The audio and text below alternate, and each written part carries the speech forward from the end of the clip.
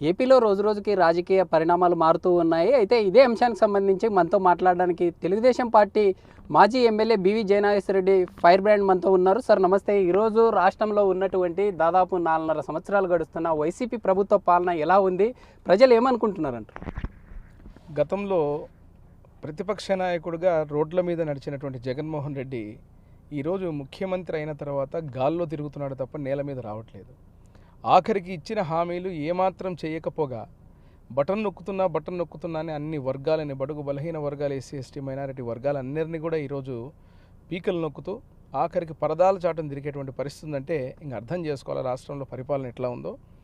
ముఖ్యంగా రాయలసీమ ప్రాంతం, పశ్చిమ ప్రాంతం, మా కర్నూలు జిల్లా కరువు కాటకాలతో ఈరోజు సర్వనాశనం అవుతూ ఉంటే, రైతాంగం మొత్తం ఈరోజు వలసలు వెళ్ళిపోయి గ్రామాలు ఖాళీ అవుతూ ఉంటే, ఒక పక్కన నకిలీ విత్తనాలతోటి, ఒక పక్క ప్రాజెక్టులు, ఒక్క ప్రాజెక్టు కూడా అంటే గతంలో చంద్రబాబు నాయుడు గారు రాయలసీమ బిడ్డగా ఈ ప్రాంతానికి, ముఖ్యంగా కర్నూలు పశ్చిమ ప్రాంతానికి ఆర్డీఎస్ రైట్ కెనాల్ కానీ, గుండ్రేవల ప్రాజెక్టు కానీ, వేదావతి కావచ్చు, ఇలా అనేక ప్రాజెక్టులని అంకురార్పణ చేసి 16,000 కోట్ల లోటు బడ్జెట్లు ఉన్నప్పుడు ఆ రోజు రాష్ట్రంలో అధికారంలోకి వచ్చిన తర్వాత ఇంత ప్రత్యేకమైన దృష్టి రాయలసీమ మీద పెట్టి ఒక విజన్ డాక్యుమెంట్ ఇచ్చి మొత్తం ఉపాధి పరంగా, రైతుల పరంగా ఇంత పెద్ద కార్యక్రమాలను చేపట్టి దురదృష్టవశాత్తు రాష్ట్రంలో ఈ జగన్మోహన్ రెడ్డి పెట్టిన ముద్దులకు ప్రజలకు ఏదైతే హామీలు ఇచ్చాడో ఆ హామీలన్నీ నమ్మి ఒక్క అవకాశం గెలిపిస్తే రివర్స్ టెండరింగ్ పేరు మీద ఈ ప్రాంతంలో ఉన్న ప్రాజెక్టులను సర్వనాశనం చేశాడు ఈ జగన్మోహన్ రెడ్డి గారు. సార్, మనం చూసాం ప్రధానంగా ఇటీవల విడుదల చేసినటువంటి వైసీపీ లిస్ట్ ఏదైతే ఉందో ఆ లిస్టులో మన ఉమ్మడి జిల్లాకు సంబంధించి ప్రధానంగా మీరున్నటువంటి నియోజకవర్గంలోనే అభ్యర్థిని మార్చడం జరిగింది. ఎందుకంటారు? అంటే మీకు ఉండేటటువంటి ప్రభావమే అంటారా? అంటే జయనాగేశ్వర రెడ్డికి ఎదుర్కొనే దమ్ము ధైర్యం లేకనే ఇలా చేశారంటారా?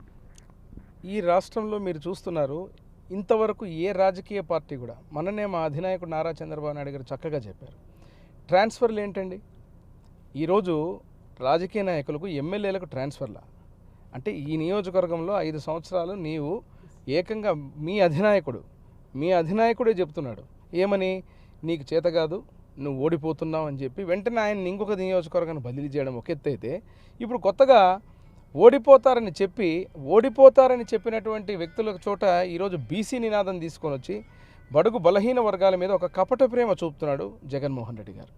ఇది రాష్ట్ర ప్రజలకు కానీ మా నియోజకవర్గంలో అందరికీ తెలుసు ఈ విషయం. అంటే నేను అడిగేది ఏంటంటే, ఈరోజు గతంలో ముఖ్యమంత్రిగా జగన్మోహన్ రెడ్డి కాకముందు ఏం చెప్పాడు మీకు?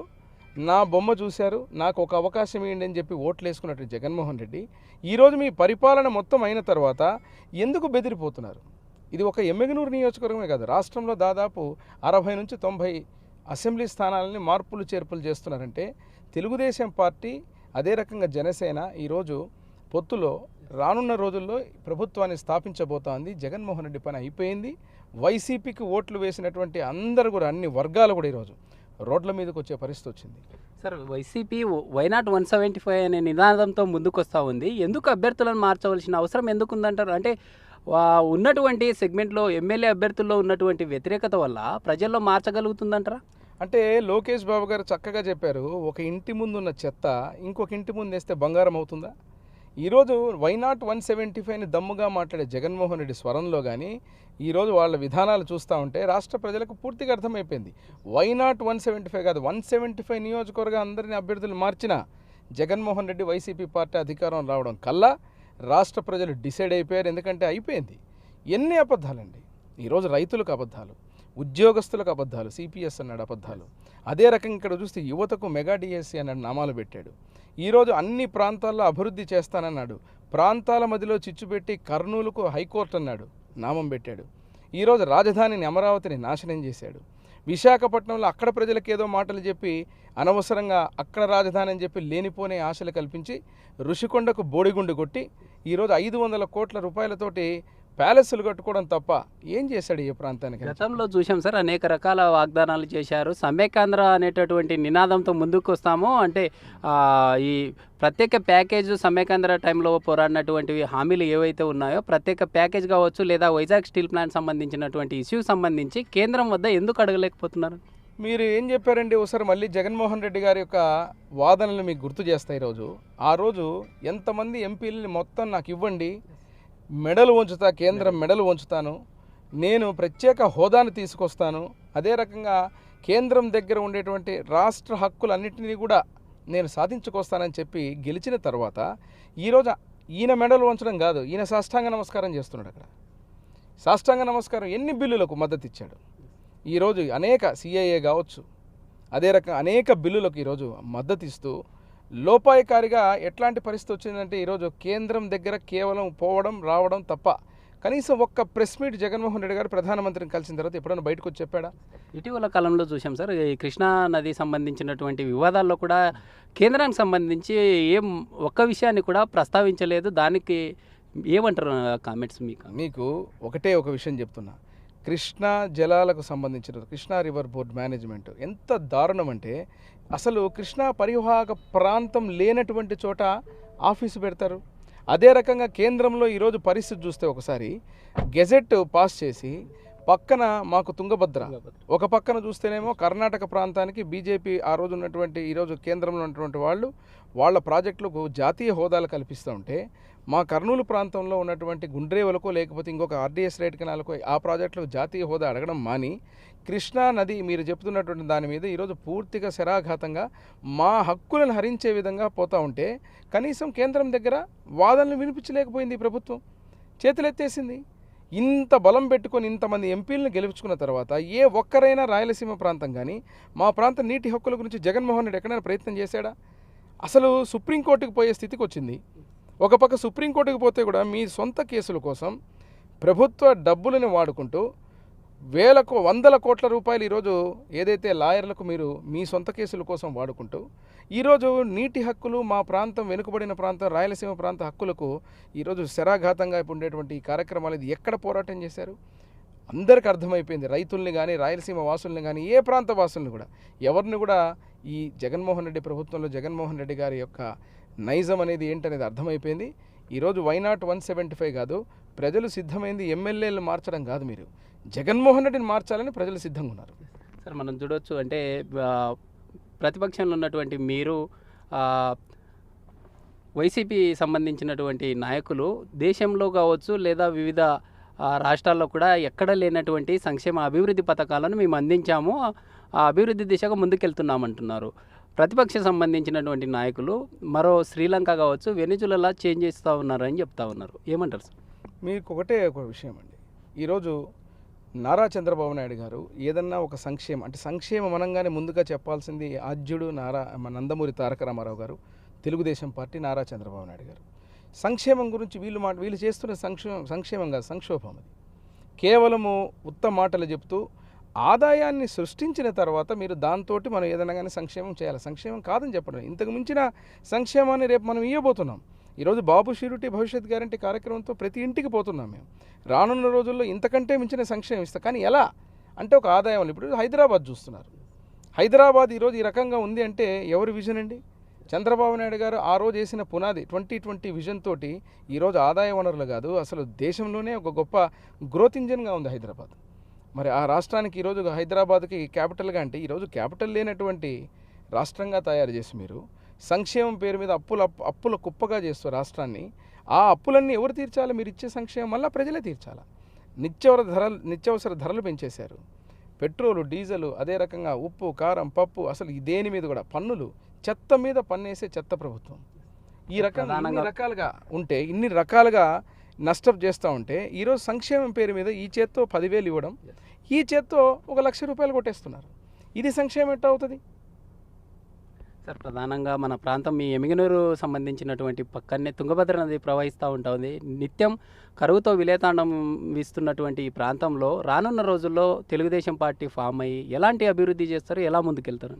గతంలోనే నన్ను శాసనసభ్యుడిగా గెలిపించినప్పుడు కీర్తిశేషులు నా తండ్రి బివి మోహన్ రెడ్డి గారి ఆశీర్వాదంతో, అదేవిధంగా నారా చంద్రబాబు నాయుడు గారు మా ఎమ్మెగనూరు ప్రజల ఆశీర్వాదంతో మా ఎమ్మెగనూరుకి ఒక విజన్ డాక్యుమెంట్ నేను ఆ రోజే తయారు చేసుకోవడం జరిగింది. ముఖ్యంగా గతంలో గురు రాఘవేంద్ర ప్రాజెక్టు చంద్రబాబు గారి ఆశీర్వాదం, నా తండ్రి గారి ఆశీర్వాదంతో ఒక లిఫ్ట్ ఇరిగేషన్ స్కీమ్ని ఆ రోజు పెట్టడం, అదేవిధంగా అది చాలదని చెప్పి ఎల్ఎల్సి నీళ్ళు ఏదైతే మా హక్కులు మాకు ఇంకా సక్రమంగా చేరడం లేదు కాబట్టి దీనికి ప్రత్యామ్నాయమే Rajoli Banda diversion scheme, RDS canal, right కెనాల్ని 2,000 కోట్ల రూపాయలు 1986 కోట్ల రూపాయలతో టెండర్ పిలిపించి దాన్ని ఈరోజు ఫైనాన్షియల్ కంకరెన్స్ ఇచ్చి శాంక్షన్ చేసి ఆ ప్రాజెక్ట్ వస్తే ప్రతి ఒక్క ఎకరాకు దాదాపు 40,000 ఎకరాలకు మనకు అఫీషియల్గా ఉండేటువంటి నీటి హక్కులు వస్తాయి రాయలసీమ ప్రాంతంలో. ఆ ప్రాజెక్టుని తేవడం అనేది నా కలగా భావించి చంద్రబాబు గారు ఒక గొప్ప హృదయంతో అంత పెద్ద ప్రాజెక్టు శాంక్షన్ చేశారు. ముఖ్యంగా మా ప్రాంతంలో రైతులు వలసలు పోకూడదు. అదే రకంగా గ్రామాల్లో పచ్చగా నీళ్లుంటే బ్రహ్మాండంగా పంటలు పండించుకోవాలి. అదే రకంగా యువతకు ఉద్యోగ అవకాశాలు కావాలంటే ఒక టెక్స్టైల్ పరిశ్రమ అనేది ఆ రోజు ఆలోచించాం. సార్, మీ ప్రాంతంలో ప్రధానంగా ఈ ఎమిగనూరు కావచ్చు, కోడుమూరు సంబంధించినటువంటి నియోజకవర్గాల్లో చేనేతకు సంబంధించినటువంటి సామాజిక వర్గం వారు ఎక్కువగా ఉంటారు. రానున్న రోజుల్లో ప్రభుత్వాలు అధికారంలోకి వచ్చిన తర్వాత చేనేతలకు సంబంధించి ఎలా ముందుకెళ్తారు? ఇప్పటికే ఆ చేనేతకు సంబంధించినటువంటి కార్మికులు ఎవరైతే ఉన్నారో వాటిని అంతరించిపోయే స్థాయిలో ఉన్నాయి. ఎలా ఉంది? యువగళం పాదయాత్రలో నారా లోకేష్ బాబు గారు ఒక స్పష్టమైన హామీ ఇవ్వడం, ఆయనే చేనేతల బ్రాండ్ అంబాసిడర్గా ఉంటారని చెప్పడం జరిగింది. నెంబర్ 1. నెంబర్ 2, మా ఎమ్మిగనూరులో పాదయాత్ర చేసిన రోజున కూడా మరొక్కసారి మళ్ళీ గోనెగండ్లలో ఒక పైలాన్ ఆవిష్కరించి టెక్స్టైల్ పరిశ్రమని తేవడం ఖాయమని చెప్పి లోకేష్ బాబు గారు మరీ ఒక మాట ఇవ్వడం జరిగింది. అదేవిధంగా ఇక్కడ ఉన్న ప్రాంతంలో మాకు ముఖ్యంగా చేనేత కళాకారులు ఉన్న ప్రాంతంలో వారికి సిల్క్ సబ్సిడీ కానీ, క్లస్టర్లు కానీ, అదేవిధంగా ఇక్కడ ఉన్నటువంటి వారి జీవన శైలి, జీవన అభ్యున్నతి పెంచేటువంటి కార్యక్రమాలు చేయాలా. ముఖ్యంగా వాళ్ళకి పని కల్పించినాక వాళ్ళకి బ్రాండింగ్ అనేది ఏర్పాటు చేయగలగాల. దీంట్లో ఒక కార్యాచరణ చేసుకుంటూ గతంలో టెక్స్టైల్ పరిశ్రమ అంటే ఒక చేనేత కళాకారులకే కాకుండా, ఎందుకంటే ఒక స్కిల్డ్ పీపుల్ వాళ్ళతో కాకుండా ఇతరులకు కూడా ఉద్యోగ అవకాశాలు వచ్చే విధంగా టెక్స్టైల్ పార్క్ దోహదపడుతుంది. దాంతోపాటు చేనేత కళాకారులకు సంబంధించినప్పుడు నేను చెప్పినటువంటి క్లస్టర్లు కానీ, అదే రకంగా సిల్క్ మీద సబ్సిడీలు కానీ వాళ్లకు ప్రత్యేకంగా ఆర్థికంగా పరిపుష్టత కలిగించే విధంగా ఆ కార్యక్రమాలు చేపట్టాలని చెప్పి ఒక స్పష్టమైన కార్యాచరణతో చేనేతల విషయంలో ముందుకు పోవడం జరుగుతోంది. ఇది నారా చంద్రబాబు నాయుడు గారు, నారా లోకేష్ బాబు గారి దృష్టిలో కూడా రానున్న మేనిఫెస్టోలో కూడా చేనేతలకు పెద్దపీట వేసే ఉంది. ఈరోజు చేనేతలకు ఏం చేస్తున్నారు జగన్మోహన్ రెడ్డి గారు? నేతన్న నేస్తామని చెప్పి ఒక పథకం పెట్టి కేవలం సంవత్సరానికి 24,000 ఇచ్చేసి అన్ని ధరలు, అన్ని పన్నులు పెంచి వాళ్లకు కేవలం అరకొరగా ఇన్ని వేల మంది ఉన్నారు, ఈరోజు బీసీలకు సీట్ ఇస్తానని చెప్పే మీరు 1,200 మందికి నేతన్న నేస్తం ఇచ్చి ఎమ్మిగనూరులో చేతులు దులుపుకొని అందరికీ వచ్చేసిందని చెప్పి ఆఖరికి వాళ్లకు ఏదైతే ఐడి కార్డులు కూడా ఇవ్వలేనటువంటి దుస్థితిలో ఉంది ఈ ప్రభుత్వం. వీళ్ళు చేనేతల గురించి, నేతన్నల గురించి మాట్లాడుతూ ఉంటే చాలా హాస్యాస్పదం. దయ్యాలు వేదాలు వల్లించినట్టు ఈరోజు బడుగు బలహీన వర్గాల ఆస్తులు, మాన ప్రాణాలు ధ్వంసం చేసినటువంటి ఈ ప్రభుత్వం 5 ఏళ్ళు ఇప్పుడు గుర్తుకొచ్చింది బీసీల మీద కపట ప్రేమ. ఈ డ్రామాలన్నీ రాష్ట్ర ప్రజలే కాదు, ఎమ్మెనూరు ప్రజలు చాలా తెలివైన వాళ్ళు. మీరు చేస్తున్నటువంటి దాన్ని బ్రహ్మాండంగా గమనిస్తున్నారు. అతి త్వరలో ఇంకా 84-85 రోజులు ఉంది. ఇంకా రానున్న కురుక్షేత్ర యుద్ధంలో, ప్రజాక్షేత్రంలో వీళ్ళకు శిక్ష వేయక తప్పదు. వైసీపీకి సమాధి కట్టడం ఖాయం. మళ్ళీ తెలుగుదేశం పార్టీ, జనసేన రెండూ ఉన్నటువంటి ఏదైతే కలయిక ఉందో ఈ కలయికతోటే అయిపోయింది. వైనాట్ 175 కాదు, జగన్మోహన్ రెడ్డికి, వైసీపీ పార్టీకి సమాధి కట్టబోతున్నాం.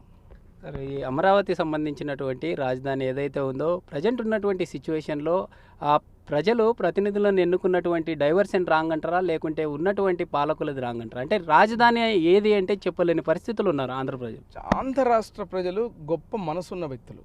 ఎమోషనల్గా ఒక వ్యక్తి చెప్పిన మాటలను నమ్మి రాజశేఖర్ రెడ్డి వీరి తండ్రి గారితో పాటు ఉన్నటువంటి ఏదైతే ఆయన నాకు తండ్రి లేని బిడ్డని ఒక్క అవకాశం ఇవ్వండి అని చెప్పి తల్లి చెల్లిని కూడా ఆ రోజు వాళ్ళని కూడా వాడుకొని ఈరోజు ఆయన వదిలిన బాణమే ఎక్కడ ఏ పక్క వస్తుందో మీకే తెలుసు, రాష్ట్రంలో అందరికీ తెలుసు.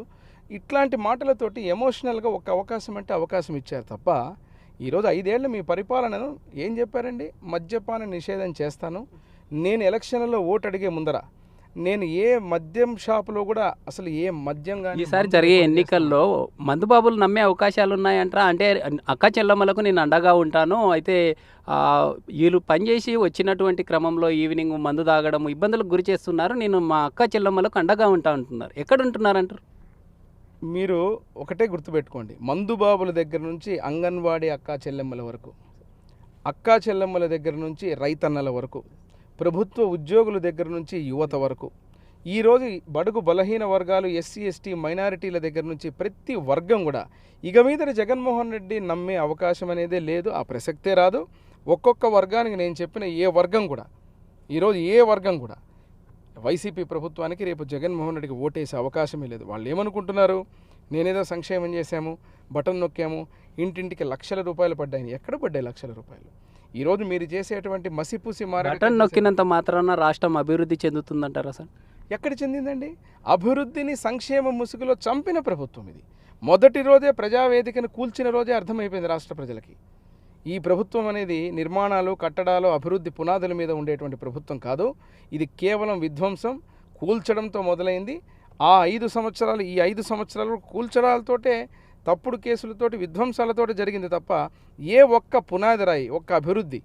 ఎంత హాస్యాస్పదం! ఈరోజు దళితుల్ని రోడ్ల మీద ఇష్టం వచ్చినట్టు ఇప్పుడే చూసొస్తున్న ఒక 7 ఏళ్ల పాప మానభంగం చేస్తే గన్ను కంటే ముందు వస్తాను జగన్ అని చెప్పి మా నియోజకవర్గంలో హజీరాబాయ్ అని ఒక మైనారిటీ బిడ్డని మిట్ట మధ్యాహ్నం మానభంగం చేసి చంపితే దిక్కులేదు. సగర కులానికి చెందినటువంటి గంజహెల్లిలో ఒక గ్రామంలో ఒక ఆడపిల్లని మానభంగం చేసి దిక్కులేదు. ఈరోజు ఆలూరులో ఇట్లా ఎన్నో రకంగా చెప్పుకుంటూ పోతే ఇలాంటి అఘాయిత్యాలు చేసినటువంటి వ్యక్తులు ఎక్కడ శిక్ష పడింది? దిశ చట్టం ఎక్కడుంది? ఇటీవల కాలంలో చూసాము, వైజాగ్లో ఈ దిశ అనేటటువంటి యాప్ని ఇన్స్టాల్ చేస్తున్న క్రమంలో ఆర్మీ ఎంప్లాయీని కూడా ప్రెజర్ చేశారు కానిస్టేబుల్స్.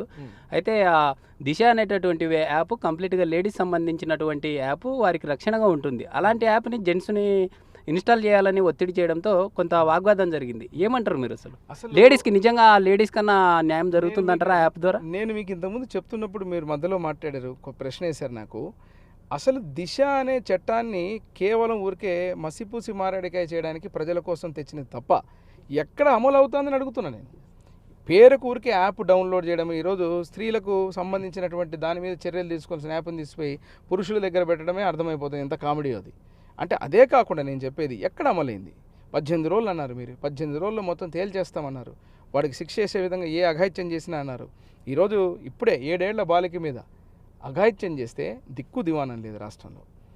దాదాపు ఎంతమంది మానభంగాలు చేసినటువంటి వ్యక్తులు ఒక్కరిని పలక. దళితుల మీద దాడులు, బీసీల మీద దాడులు, ఇది జరుగుతోంది రాష్ట్రంలో. ఎవరు నమ్ముతారు? ఇంకా ఏ రకంగా ముందుకు పోతారు? ఫైనల్గా సార్, ఇటీవల కాలంలో సామాజిక సాధికార బస్సు యాత్రలు చేపట్టడం జరిగింది. ఈ యాత్రల ద్వారా సామాజిక వర్గాన్ని దగ్గర చేసుకోవడం చూస్తున్నారా, లేకుంటే నిజంగా సామాన్య ప్రజలకు బాగు చేసే విధంగా ముందుకు వస్తున్నారంట? గతంలో ఏం చేశారు వీళ్ళు? ఇదే వాదనలు వాదించి ఒక్క అవకాశం అని చెప్పి ప్రతి ఒక్కరికి ముద్దులు పెట్టి, తల మీద చేతులు పెట్టి, ప్రతి వర్గాన్ని నిమిరి ఓట్లు అడిగితే అవకాశం ఇచ్చారు. ఒక్క అవకాశం అన్నారు, ఒక్క అవకాశం ఇచ్చారు. ఇంక రెండో అవకాశం జగన్మోహన్ రెడ్డికి ఇవ్వడానికి ప్రజలు సిద్ధంగా లేరు. మీరు ఏ రకమైనటువంటి తప్పుడు ప్రచారాలు, గతంలో ప్రాంతాల మధ్య పెట్టారు చిచ్చు, ఇప్పుడు కులాల మధ్య చిచ్చు పెడుతున్నారు. మీ చేసిన అభివృద్ధి, మేమిచ్చిన సంక్షేమం మీద నమ్మకం ఉంటే, మీరే నిజంగా మంచిగా చేసి ఉంటే ఎందుకు మీరు అభ్యర్థులను మారుస్తున్నారు? దేనికంత భయం? అంటే ఇక్కడ ఆయన గెలవలేడంట, ఇంకొక చోట గెలుస్తాడంట.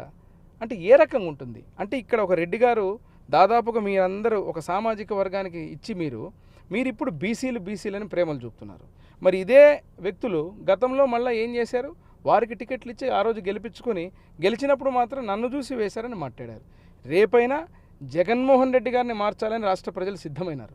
ఇటీవల కాలంలో చూసాం సార్, మార్చినటువంటి అభ్యర్థులను ఎక్కడో వారు కనీసం వాళ్ళ ఫోటో తెలియదు, వారి పేరు కూడా తెలియనటువంటి వ్యక్తులని ఇక్కడ చేంజ్ చేస్తూ ఉన్నారు. చేంజ్ చేస్తున్న తరుణంలో కావచ్చు, లేదా అక్కడ ఉన్నటువంటి ప్రజలు వారిని ముందుకి వెళ్ళే విధంగా చేస్తారంటారా, లేకుంటే ఇప్పటికే రాష్ట్రంలో జరిగినటువంటి పాలనకు సంబంధించి వ్యతిరేకంగా ఉండే అవకాశం ఉంది? కాదండి, నియోజకవర్గ స్థాయిలో ఉదాహరణ మా ఎమ్మిగనూరు తీసుకుంటే మీరు ఈ 5 సంవత్సరాల్లో కరోనా కష్టాల్లో వీళ్ళెవరూ లేరు ప్రజల దగ్గర. రైతులు ఇబ్బంది పడిన రోజు, మిరప పంట, ఉల్లి పంట, పత్తి పంట నాశనమైన రోజు ఒక్క రైతు పక్షాన వచ్చి మాట్లాడి పోరాడిన వ్యక్తులు కాదు. అదే పక్కన యువతకు ఏ రకంగా మెగా డిఎస్సి అని చెప్పి మోసం చేశారో పలకరించిన పాపాన బోలే.